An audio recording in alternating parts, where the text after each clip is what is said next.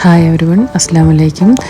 എൻ്റെ ബ്രദറിൻ്റെ മോളുടെ ബർത്ത്ഡേക്ക് അവരുടെ വീട്ടിൽ പോയപ്പോൾ അവിടെ പായസം വെച്ചിട്ടുണ്ടായിരുന്നു. അപ്പോൾ പായസം വയ്ക്കുന്ന ഒരു ചെറിയൊരു വീഡിയോ ആണിത്. ഞാൻ അവിടെ എത്തിയപ്പോഴത്തേക്കും ബിരിയാണിയൊക്കെ ഓൾമോസ്റ്റ് റെഡിയാണ്. അപ്പോൾ അതിൻ്റെ വീഡിയോസ് ഒന്നും എടുക്കാൻ പറ്റിയിട്ടില്ല. അപ്പോൾ നമുക്ക് പായസത്തിൻ്റെ റെസിപ്പിയിലോട്ട് പോവാം. നമുക്ക് ആദ്യം പായസത്തിന് വേണ്ടിയിട്ടുള്ള ചവ്വരി അല്ലെങ്കിൽ സാബുദാന എന്ന് പറയും, അതൊന്ന് വേവിച്ച് വെക്കാം.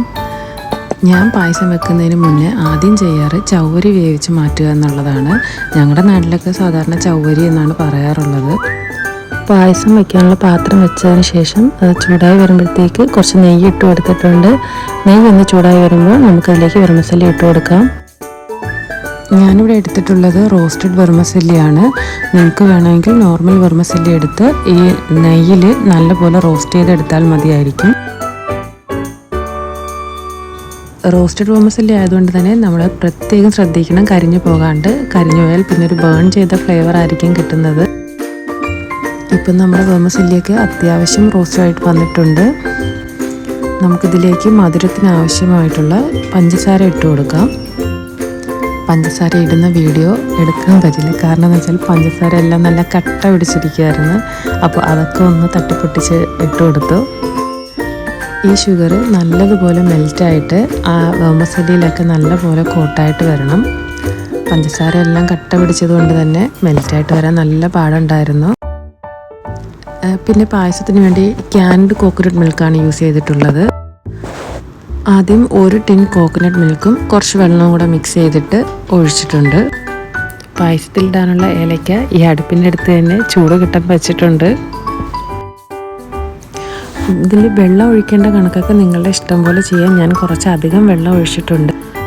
നല്ലതുപോലെ തിളച്ച് വരുമ്പോൾ നമുക്ക് കുക്ക് ചെയ്ത് വെച്ചിട്ടുള്ള ചവ്വരിയും കൂടി ഇതിലേക്ക് ഒഴിച്ചു കൊടുക്കാം.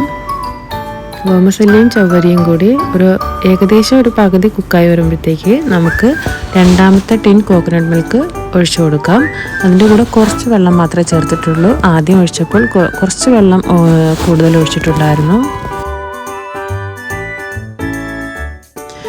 ഇനി വെർമസല്ലി കുക്കായി വരുന്നത് വരെ നമുക്ക് ഇടയ്ക്കൊന്ന് ഇളക്കി കൊടുക്കാം.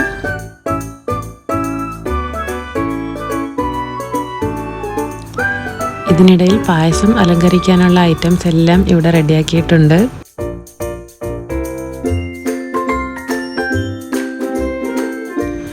പായസമൊക്കെ നന്നായി വെന്ത് വന്നിട്ടുണ്ട്. ഇതിലേക്ക് ഒരു ടിൻ മിൽക്ക് മെയ്ഡ് ഒഴിച്ച് കൊടുത്തിട്ടുണ്ട്. പിന്നെ നമ്മൾ ചൂടാക്കാനായിട്ട് വെച്ചിട്ടുള്ള ഏലക്ക നല്ലതായിട്ട് ക്രഷ് ചെയ്തിട്ട് അതിൻ്റെ ഒരു പകുതി ഇതിലേക്ക് ഇട്ട് കൊടുത്തിട്ടുണ്ട്. പിന്നെ അവസാനമായിട്ട് ഇതിലേക്ക് ഒരു ടിൻ കോക്കനട്ട് മിൽക്ക് മാത്രം വെള്ളം ചേർക്കാതെ ഒഴിച്ചിട്ടുണ്ട്. ഞാൻ പായസം വെക്കുമ്പോൾ കുറച്ച് ഉപ്പിടാറുണ്ട്, ആ ഷുഗർ ഒന്ന് ബാലൻസ് ആയിട്ട് വരാനായിട്ടാണ്. പിന്നെ അവസാനമായിട്ട് നമ്മൾ മാറ്റി വെച്ചിട്ടുള്ള ഏലക്കാപ്പൊടിയും കൂടി ചേർത്ത് കൊടുക്കണം. അങ്ങനെ പായസം സെറ്റായിട്ടുണ്ട്. ഇനി അലങ്കാരത്തിനുള്ള സാധനങ്ങളെല്ലാം നമുക്ക് റോസ്റ്റ് ചെയ്തെടുക്കാം. അപ്പോൾ അതും കൂടി ചേർത്തിട്ടുണ്ട്. അപ്പോൾ നമ്മുടെ പായസം എല്ലാം റെഡി ആയിട്ടുണ്ട്. അങ്ങനെ പായസവും ബിരിയാണിയും എല്ലാം ഒക്കെ കഴിച്ച് ഈവനിങ് ആയപ്പോൾ ഒരു കുഞ്ഞ് കേക്കൊക്കെ കട്ട് ചെയ്ത് ഒരു കുഞ്ഞ് ബർത്ത്ഡേ സെലിബ്രേഷൻ ആയിരുന്നു. മറ്റൊരു വീഡിയോയിൽ കാണുന്നവരേക്കും ബൈ.